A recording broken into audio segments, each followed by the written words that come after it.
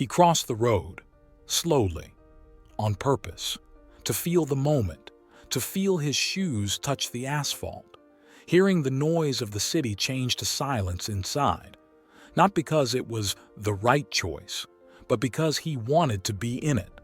And then the thought came, maybe freedom is not control at all, not management, presence, being here, now, entirely, not in the future, not in what must be, but in what is. If everything is a cause of a chain, maybe freedom is in seeing that chain, understanding it, and despite that, not being a slave. He sat down on a bench. People were passing by. Each had their own trajectory, their own reason to walk, to hurry, to be silent. But suddenly, it seemed to him that each of them carried this internal conflict within them. Each one was like a knot between what was and what could have been. Maybe this is the true dramaturgy of man. We are aware of our limitations.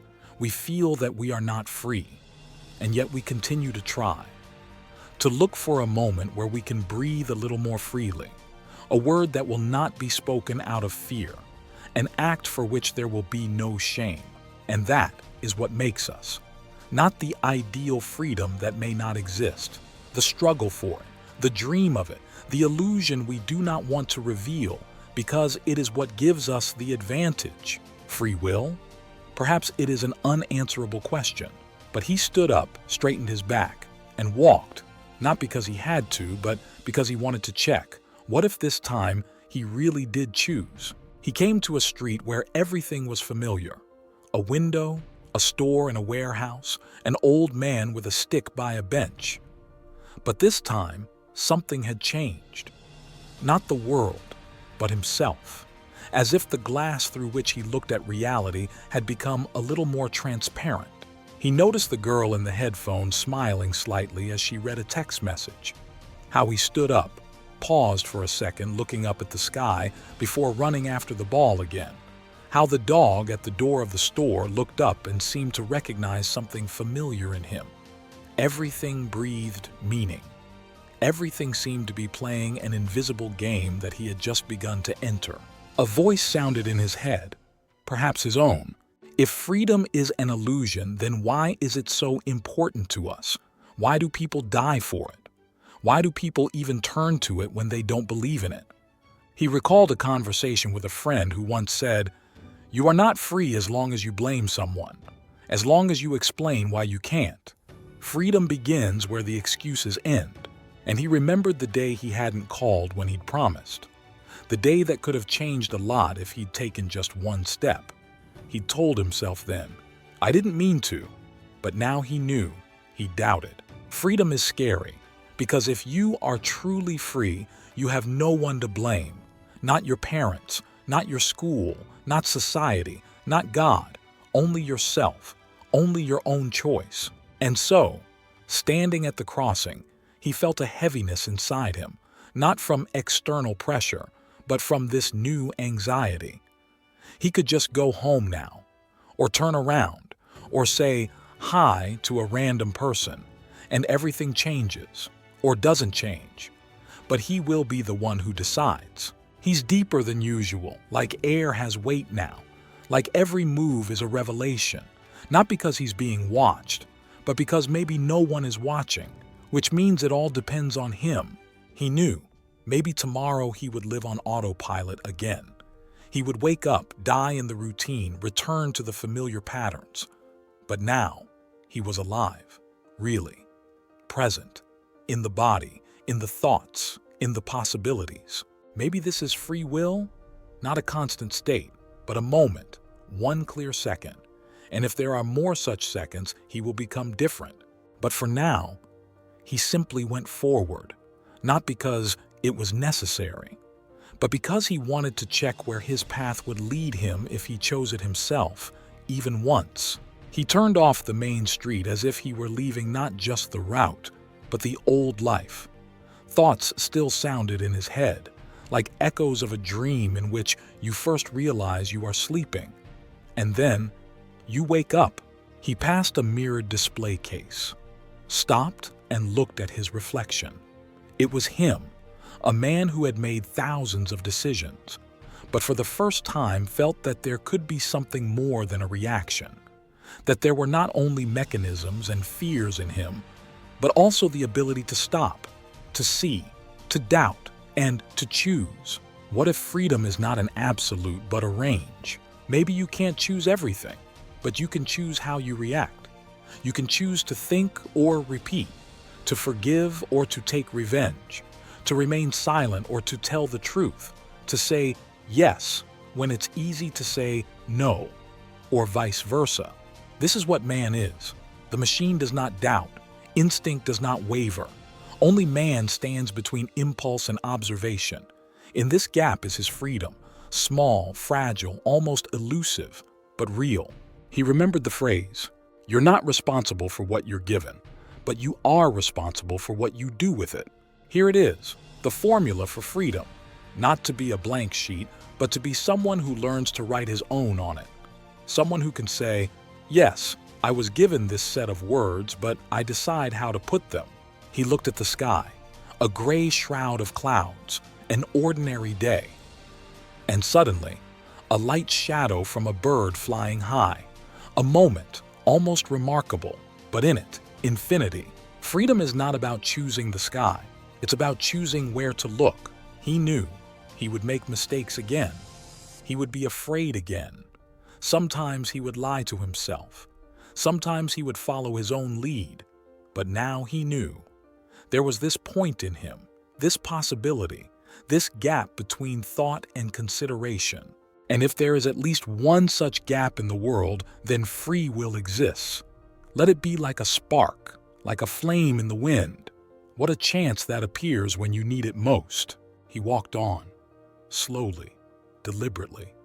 He didn't know where the path led, but for the first time in a long time, the path was his. He reached the park. He rarely went there. He was never there, and why would he? But today he turned off the road as if he had been waiting for this turn for a long time. Not accidental, deliberate. The trees stood as witnesses to the silence. The leaves, swaying in the wind, whispered something without words, as if the world spoke only to those who decided to listen. He sat down on the cold bench and simply remained, without a phone, without a goal. For the first time in a long time, without the task of being someone, he looked at people. Someone was walking a dog, someone was reading, someone was walking with dull eyes. Someone, on the contrary, was glowing from within. He suddenly realized perhaps the difference between them is not in fate, not in talent, but in whether they feel that they can be present even within the limits of a given reality. He ran his fingers along the wooden back of the bench.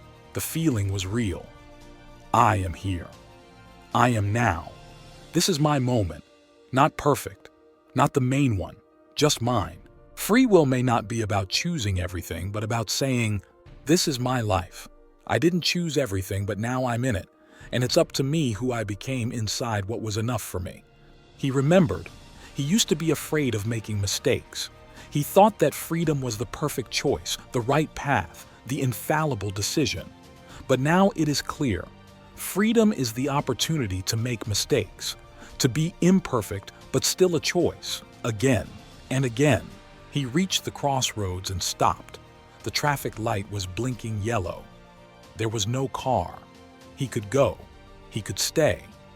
And yet, why did he feel a slight resistance inside at that very moment, as if someone had spared the invisible thread holding him in place? He stood up. A light breeze touched the edges of his coat. The sun peeked through the clouds for a second, and suddenly it became clear to him. Freedom is not out there. It is not in your circumstances, your chances, or what you have left. It is in how you see, how you breathe, how you respond to the world, even when it is silent. And at that moment he smiled. He understood. Free will can be an illusion, but to live as if it were real is the most human thing we have. He left the park, didn't take pictures of the foliage, didn't check his feed, didn't write to anyone that he was walking and looking. He simply announced, different, more precisely, a little different. Not a hero, not enlightened, but a man who touched himself. He came slowly. Each step seemed part of a dialogue in spaces. Here is a crack in the asphalt. He notices it. Here I am going up to the second-floor window. He nods to him and he smiles. Here he is, himself, inseparable from what is happening and at the same time able to understand what is happening. And this awareness is perhaps freedom. He remembered an old phrase, read somewhere between the lines. You can't choose what storm you're born into, but you can choose who you'll be with at the center of it. Let the past mold us. Let biology, upbringing, eras, news, chance encounters, and other people's decisions press on us. But something in us is a clock on this, watching, doubting, refusing to merge with the background. This is the light, unforgettable, not constant, but real. He stopped by the water, a quiet city canal. The water flowed, indifferent and eternal, and he was a drop on the shore. But perhaps it was precisely because he knew how fleeting everything was that he could stop and say, yes, I am not eternal. Yes, I am not omnipotent, but I am a consciousness within a stream, and I can choose how to live this moment. Perhaps this is the answer. Freedom is not an absolute, not an illusion, not a gift. Freedom is work, daily, quiet, unnoticed. This choice is to think when it is easier to repeat, to speak when it is safe to remain silent, to live when it is tempting to hide. He walked on, ordinary houses, ordinary steps. But in him, the pulse gave the thought, if freedom is a mirage, then let me go towards it, because only in moving towards it do I feel real. And at some point he realized that this is no longer a story about choosing between there is freedom and there is no freedom.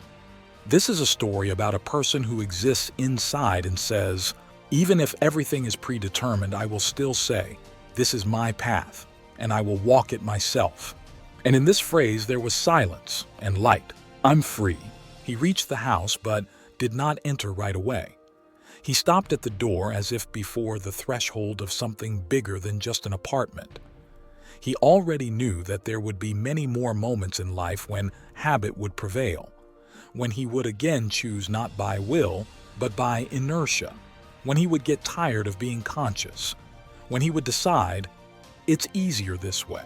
But now he had the main thing, knowledge about himself, that somewhere deep inside there is that very point, the one where you can still stop, think, hear. He woke up before the alarm went off. He got up as if he had been told and went to the window. Outside, the glass was mourning like millions of others.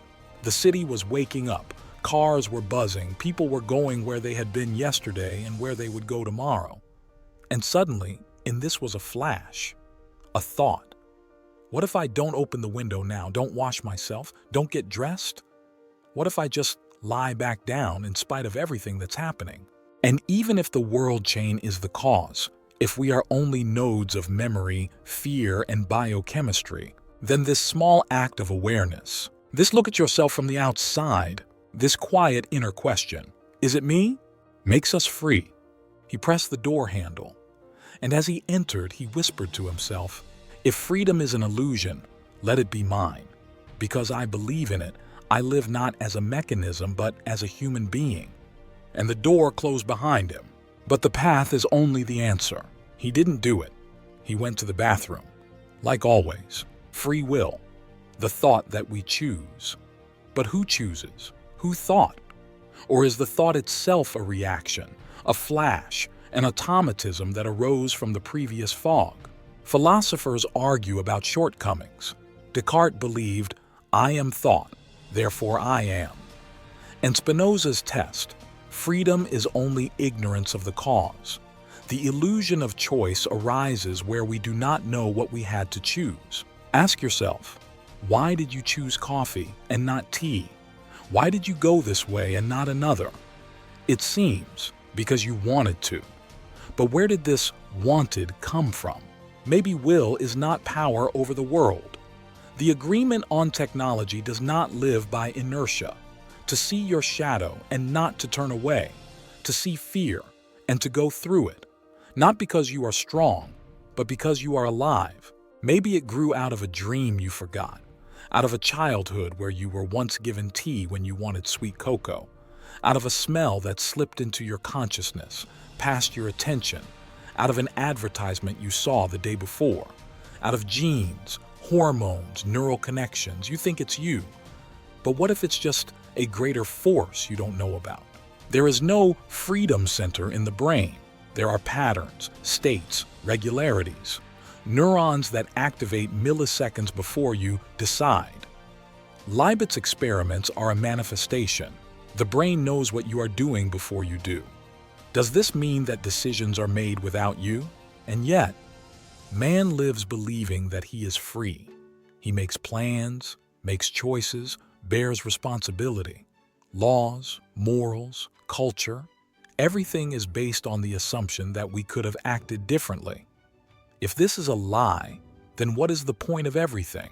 Maybe freedom is not in the moment of choice, but in the ability to self-reflect. Not in going beyond causality, but in recognizing the main cause and learning to manage it. If I understand why I do this, doesn't that make me freer than someone who walks blindly? There is another point of view, that free will is like a rainbow. It appears when we look at the light and the drop from a certain angle. It does not exist in itself, but it is impossible to deny if you see it. He announced from the apartment. He went down the stairs. They were handing out newspapers on the line. He bought one, although he never read them. Why? Maybe it was just because there was a light wind and the pages moved beautifully. Or because his father had read newspapers as a child and this feeling, strange, warm, unconscious, floated into him.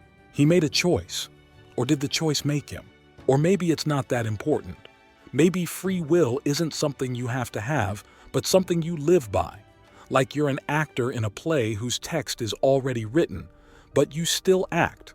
Because in that sense, in the intonations, in the pauses, in the way you pronounce each word, and maybe that's what makes us human. Not freedom as an absolute, but the ability to think in it, even if it's an illusion.